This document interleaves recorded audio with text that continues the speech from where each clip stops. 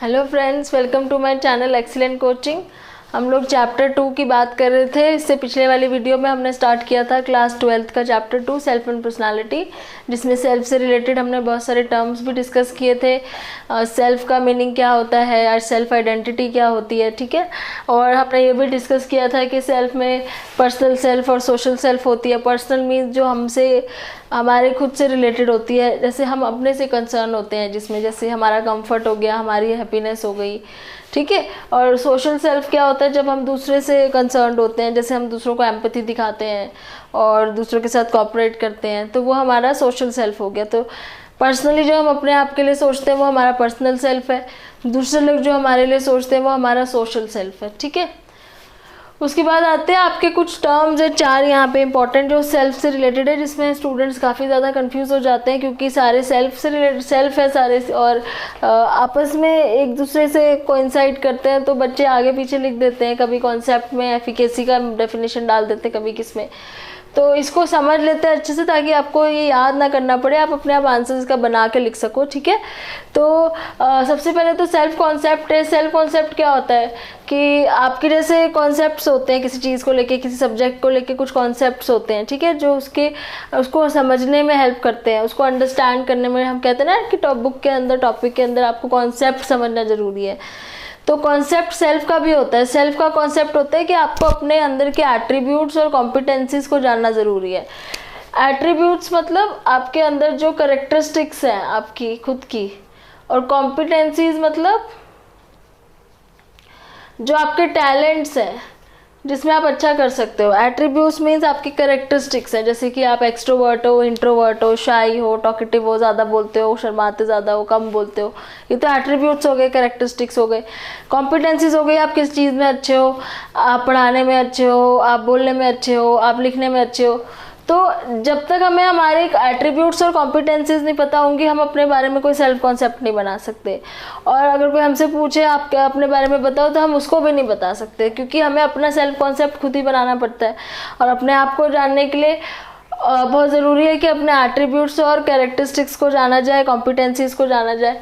अब पॉजिटिव और negative ideas हैं इसमें, that we hold for ourself. अब ये नेगेटिव भी हो सकता है। कई बार क्या होता है, हम अपने आप में एक नेगेटिव अपना कॉन्सेप्ट बना लेते हैं, जैसे कि मैंने सोचा कि मैं तो बहुत ज़्यादा शाई हूँ, तो मैं तो बोल नहीं पाऊँगी किसी के सामने। अगर मुझे कल को स्टेज पे खड़ा कर दे, मैं तो नहीं कर पाऊँगी, मेरे अंदर वो कॉम्पिटेंसी नहीं है, क्योंकि मैं बहुत शाई हूँ। तो मैंने अपने लिए एक नेगेटिव सेल्फ कॉन्सेप्ट बना लिया। कई बार क्या होता है कि दूसरे लोगों से सुन के भी आप नेगेटिव सेल्फ कॉन्सेप्ट बना लेते हो। मान लो आपको किसी टीचर ने, आप स्टूडेंट हो, आपको टीचर ने बोल दिया आप अच्छे नंबर नहीं लाते, आप तो अच्छे स्टूडेंट नहीं हो, आप पढ़ते नहीं हो ढंग से, तो आपका नेगेटिव सेल्फ कॉन्सेप्ट बन गया। आपको स्पोर्ट्स के टीचर ने बोल दिया कि भाई आप फुटबॉल तो अच्छा नहीं खेल सकते, आप इस टीम से बाहर हो जाओ। तो ये सब चीज़ें आपके माइंड में आपके लिए नेगेटिव सेल्फ कॉन्सेप्ट बना लेते हैं, जो आगे जाके बहुत ज़्यादा आपको एक नेगेटिव थिंकर में चेंज कर सकती है, अगर आप उसी टाइम इसको कंट्रोल ना करो, ठीक है। तो सेल्फ कॉन्सेप्ट पॉजिटिव भी हो सकता है, नेगेटिव भी हो सकता है, कंपेयर करके भी नेगेटिव हो सकता है। अगर आप अपने क्लास में किसी एक हायर एकेडमिक मार्क्स लाने वाले स्टूडेंट से आप कंपेयर कर रहे हो, तो आप उससे कंपेयर करके नेगेटिव भी कर सकते हो कि उससे मेरे कम ही आते हैं हमेशा, मैं तो उससे ज़्यादा ला ही नहीं सकता। तो आप अपने एट्रीब्यूट्स और कॉम्पिटेंसीज को किसी से कंपेयर करके कम कर रहे हो, तो उस टाइम आपका नेगेटिव सेल्फ कॉन्सेप्ट बन रहा है अपने लिए, ठीक है। तो बेसिकली सेल्फ कॉन्सेप्ट वही हो गया जो आप अपने बारे में खुद सोचते हो कि आप क्या कर सकते हो, आपके अंदर क्या चीज़ है, और आप उसको कई बार ना जानते हुए भी नेगेटिव बना लेते हो, और हो सकता है कि वो चीज़ आप पॉजिटिव में चेंज कर सको, ठीक है। लेकिन ये पता होना ज़रूरी है सबको कि उनके अंदर क्या एट्रीब्यूट्स हैं और क्या कॉम्पिटेंसीज हैं। कई बार कुछ अपॉर्चुनिटीज़ मिलती हैं बच्चों को, तब उनको ये चीज़ पता चलती है। जैसे कईयों को कभी मौका मिलता है स्टेज पे खड़े होकर गाना गाने का, तब उन्हें पता चलता है कि वो तो अच्छा गा सकते हैं। या कई बार जैसे आप लोगों को कहीं एक्टिंग प्ले करने का स्कूल्स में, कॉलेजेस में मौका देते हैं टीम में लेकर, तो आप जब वहाँ करते हो तो तब आपको पता चलता है कि अच्छा आप ये चीज़ भी कर सकते हो। तो डिपेंड करता है अपॉर्चुनिटीज़ कितनी मिली हैं आपको, एक्सप्लोरेशन कितनी मिली है, आपने कितनी कोशिश करी एक्सप्लोर करने की अपने आप को, ठीक है। तो उस पर डिपेंड करता है आपका सेल्फ कॉन्सेप्ट। दूसरा है सेल्फ एस्टीम। सेल्फ एस्टीम होता है किसी की सेल्फ रिस्पेक्ट होती है जैसे, ठीक है। एस्टीम होती है जजमेंट ऑफ ओन वर्थ, आप खुद की जजमेंट करते हो जब कि आप किससे बेटर हो और किससे कम हो, ठीक है। आपकी सेल्फ एस्टीम अच्छी तब होती है जब आपको लगता है कि आप अच्छा परफॉर्म कर रहे हो, आपको दूसरे लोग भी बोलते हैं कि आप बहुत अच्छा कर रहे हो, आपकी एक सेल्फ एस्टीम बिल्डअप होती जाती है, आपके मार्क्स अच्छे आते हैं या फिर आप गेम में जीतते हो हमेशा, तो आपकी वो जजमेंट अपने आप को लेके बहुत पॉजिटिव होती जाती है और सेल्फ एस्टीम हायर होती जाती है, तो आप अपने आप की रिस्पेक्ट भी बेटर करते हो। लेकिन अगर उल्टा हो जाए तो आपकी सेल्फ एस्टीम डाउन चली जाती है, आप अपने जजमेंट खुद ही रॉन्ग कर देते हो और आपकी सेल्फ रिस्पेक्ट भी उस टाइम पे बहुत कम हो जाती है, क्योंकि आपको लगता है कि भाई मैंने उतना अच्छा परफॉर्म नहीं किया। तो आप खुद के लिए एक स्टैंडर्ड रख लेते हो और उस स्टैंडर्ड से जब आप ऊपर करते हो तो आपकी सेल्फ एस्टीम बिल्डअप हो जाती है। अगर उस स्टैंडर्ड से बिलो हो जाए तो आपकी सेल्फ एस्टीम डाउन हो जाती है। तो ये एक जजमेंट है एक तरह की। फिर है सेल्फ एफिकेसी। एफिकेसी का यहाँ पे मतलब है कि आप अपने आप को या अपनी सिचुएशंस को कितना कंट्रोल कर सकते हो। अब यहाँ पे दो तरह के लोग होते हैं, जैसे कुछ लोग होते हैं जो लक पे ज़्यादा भरोसा करते हैं, कुछ लोग होते हैं जो हार्ड वर्क पे ज़्यादा, एफर्ट पे ज़्यादा भरोसा करते हैं।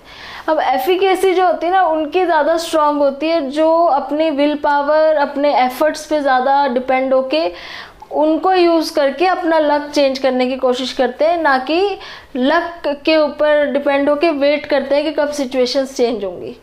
तो सेल्फ एफिकेसी एक तरह से सेल्फ कॉन्फिडेंस होता है अपने ऊपर अपनी सिचुएशंस को कंट्रोल करने का। तो जब आप खुद की सिचुएशंस कंट्रोल कर सकते हो, जैसे कोई स्मोकर है, अगर वो उसको बोला जाए, अगर उसकी सेल्फ एफिकेसी स्ट्रांग है और वो चाहे कि मैं अगले दिन से स्मोकिंग करना छोड़ दूँ, तो वो उसकी विल पावर के बेस पर छोड़ देगा। लेकिन अगर कोई लो सेल्फ एफिकेसी वाला पर्सन है तो वो यही कहेगा कि मेरे हाथ में नहीं है ये सब करना, ठीक है। तो अच्छी सेल्फ एफिकेसी हाई होना बहुत अच्छा होता है, क्योंकि उससे आप एक स्ट्रॉन्ग विल पावर वाले पर्सन बन जाते हो, आप अपनी सिचुएशंस कंट्रोल करना सीख जाते हो। आपके साथ कुछ नेगेटिव भी हो अगर लाइफ में, तो आप उसको लक के ऊपर नहीं ब्लेम करते, आप उसको चेंज करके उसके जो इफ़ेक्ट्स हैं वो कम कर देते हो। तो अपने ऊपर कॉन्फिडेंस बहुत ज़्यादा होता है इस केस में, अपने आप की सिचुएशंस खुद कंट्रोल करने का, ओके। और फिर लास्ट में है सेल्फ रेगुलेशन। रेगुलेट करना, अपने आप को कंट्रोल करना। रेगुलेशन मतलब अपने आप के सेल्फ को मॉनिटर करना, अपने बिहेवियर को मॉनिटर करना, ठीक है। तो कैसे करते हैं, इसके 3 टेक्निक्स होते हैं। पहला तो है ऑब्जर्वेशन। ऑब्जर्वेशन मीन्स आप अपना बिहेवियर ऑब्जर्व करो कि आपका बिहेवियर किस सिचुएशन में कैसा हो जाता है। कहीं कहीं पे आपको अगर लोग बोलते हैं कि आप ऐसी सिचुएशन में बहुत अजीब सा बिहेव करते हो, तो आप ऑब्जर्व करो कि ऐसी क्या सिचुएशन होती है और मेरा रिएक्शन उस टाइम क्या होता है। क्या मैं बहुत ज़्यादा गुस्से में बोल देता हूँ या मैं लड़ने लग जाता हूँ, या फिर आप ऑब्जर्व करो कि आप कहीं कहीं नेगेटिव हो जाते हो किसी किसी चीज़ को लेके। तो पहले तो अपने आप को ऑब्जर्व करो, अपने बिहेवियर को, सेल्फ को। अगर आप चाहते हो कि आपका सेल्फ रेगुलेट हो सके, तभी आप उसको नेक्स्ट टाइम कंट्रोल कर पाओगे। दूसरा तरीका होता है सेल्फ इंस्ट्रक्शन। सेल्फ इंस्ट्रक्शन मतलब आप अपने आप को इंस्ट्रक्शन देते हो कि अगली बार अगर कुछ ऐसा हुआ तो मैंने उस तरह बिहेव नहीं करना, मैंने अपने आप को कंट्रोल करना है। अगली बार अगर मुझे किसी ने कुछ बोला तो मैंने उसी टाइम रिएक्ट नहीं करना, मैंने अपने आप को कंट्रोल करना है। तो आप अपने आप को ही सेल्फ इंस्ट्रक्शन दे रहे हो कि उस तरह का बिहेवियर नहीं करना, मुझे कंट्रोल करना है, अदरवाइज जो है मेरा जो सोशल इमेज है वो ख़राब हो सकती है, ठीक है। तो आप अपने आप को इंस्ट्रक्ट कर रहे हो उस टाइम पे। और तीसरा एक बहुत अच्छा मेथड है सेल्फ रीइंफोर्समेंट। रीइंफोर्समेंट का मतलब होता है जब आप रिवॉर्ड देते हो, ठीक है, अपने आप को ही रिवॉर्ड देते हो। नेगेटिव रीइंफोर्समेंट भी होती है जब आप पनिश करते हो, मतलब आप रिवॉर्ड नहीं देते उस टाइम पे। तो सेल्फ रीइंफोर्समेंट कैसे करते हैं, जैसे मान लीजिए आपने सोचा कि मुझे वो टारगेट अचीव करना है और आपने उसके लिए बहुत एफर्ट किया और वो टारगेट जब अचीव हुआ, आपने अपने आप को कोई चीज़ लेके दी या फिर आपको जो पसंद है आपने वो खाया या फिर आपने ख़रीदा कुछ अपने लिए, तो आपने अपने आप को रिवॉर्ड दिया है। तो उससे क्या होगा, नेक्स्ट टाइम फिर आप एक टारगेट सेट करोगे और फिर आप सोचोगे कि अगर मैंने वो अचीव कर लिया तो मैं वो चीज़ खरीदूंगा। तो अगर सेल्फ रीइंफोर्समेंट करोगे हर बारी, और नेगेटिव भी कर सकते हो, मान लो आप वो अचीव नहीं कर पाए गोल, तो आपने जो सोचा था वो आप नहीं लोगे फिर। तो नेगेटिव रीइंफोर्समेंट क्या होगी, अगली बार आपको वो चीज़ करने पे और मजबूर करेगा कि आपने वो टारगेट अचीव करना ही है, तभी आपको वो चीज़ खुद आप अपने लिए खरीदोगे। तो इसमें भी बहुत ज़रूरी है अपने आप को कंट्रोल में रखना, ठीक है। तो यहाँ पे जैसे एग्जांपल मैंने दे ही दिया आपको कि आप कोई टारगेट रख लेते हो कि मुझे वो एग्ज़ाम पास करना है, उसके बाद ही मैं अपने लिए कोई कपड़े खरीदूंगा या कुछ खरीदूंगा, तो वो हो गया रिइंफोर्समेंट। एफिकेसी में जैसे विल पावर बताया था मैंने कि जैसे आप लोग किसी के स्मोकिंग की आदत है या किसी को कुछ नेगेटिव आदत है और उसको अंदर एफिकेसी स्ट्रांग है, तो वो उसको चाहे तो वो जब मर्जी छोड़ सकता है, क्योंकि वो अपनी सिचुएशंस को कंट्रोल कर सकता है। ठीक है।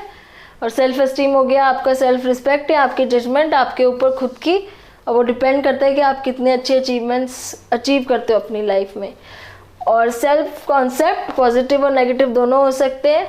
अगर आपकी सेल्फ एस्टीम अच्छी है, आपकी सेल्फ एफिकेसी अच्छी है, आपके अंदर सेल्फ रेगुलेशन है, तो आपका ये ऑटोमेटिकली सेल्फ कॉन्सेप्ट पॉजिटिव ही होगा। ठीक है। तो ये जो सारे सेल्फ वाले वर्ड्स हैं, इसमें कंफ्यूज नहीं होना है, सबका मीनिंग अलग अलग है, कंफ्यूजन वाली तो कोई बात ही नहीं है। आपको मीनिंग भी पता होना चाहिए। रेगुलेशन मतलब कंट्रोल होता है, एस्टीम मतलब रिस्पेक्ट होता है, तो इसमें तो कोई कंफ्यूजन ही नहीं है। आपको याद नहीं करना है, आपको समझा के लिखना है इसको, तो ज़्यादा बेटर है विद एग्जाम्पल्स। ठीक है।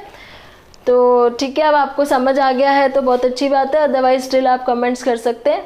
और नेक्स्ट वीडियो के लिए आप मेरा वीडियो आगे फर्दर वेट कीजिए। और जो लोग नए हैं, पहली बार देख रहे हैं, आप सब्सक्राइब कर सकते हैं चैनल, और लाइक करिए, शेयर करिए सबके साथ। Thanks for watching.